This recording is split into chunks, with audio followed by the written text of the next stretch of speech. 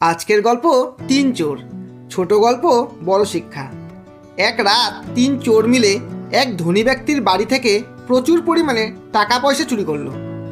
তারপর তারা টাকা পয়সা একটা ব্যাগে ভরে জঙ্গলের ভেতরে যাওয়ার উদ্দেশ্যে রওনা দিল। কিছুটা পথ অতিক্রম করে অবশেষে তারা জঙ্গলের ভেতরে পৌঁছে গেল। জঙ্গলে পৌঁছানোর পর তাদের প্রচণ্ড খিদে পেয়ে গিয়েছিল।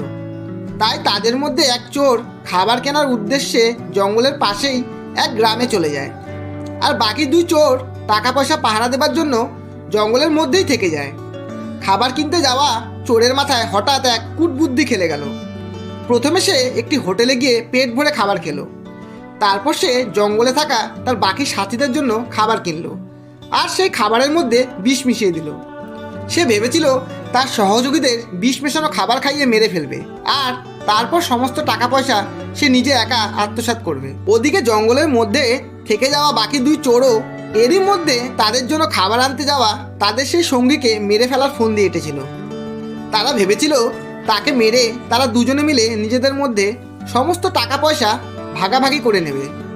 এভাবেই সেই তিন পাষণ্ড পাপিষ্ঠ মিলে ধন সম্পদের লোভে পড়ে একে অপরকে হত্যা করার ক্রূর পরিকল্পনাকে বাস্তবায়িত করলো। যে চোরটি সমস্ত টাকা পয়সা নিজে একাই আত্মসাৎ করতে চেয়েছিল, সে ওই বাকি দুজন চোরের জন্য খাবার নিয়ে জঙ্গলে প্রবেশ করলো।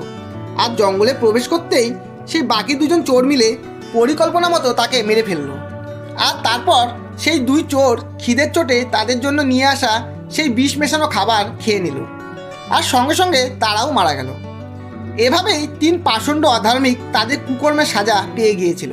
শিক্ষা: অন্যের খারাপ চাইলে নিজের সাথেও খারাপটাই হয়, আর খারাপ লোকের সঙ্গে সর্বদা খারাপটাই হয়।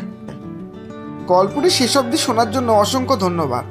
গল্পটি ভালো লাগলে একটা লাইক অবশ্যই দেবেন, এবং বন্ধু ও আপনজনদের শেয়ার করে চ্যানেলটি সাবস্ক্রাইব করে পাশে থাকবেন।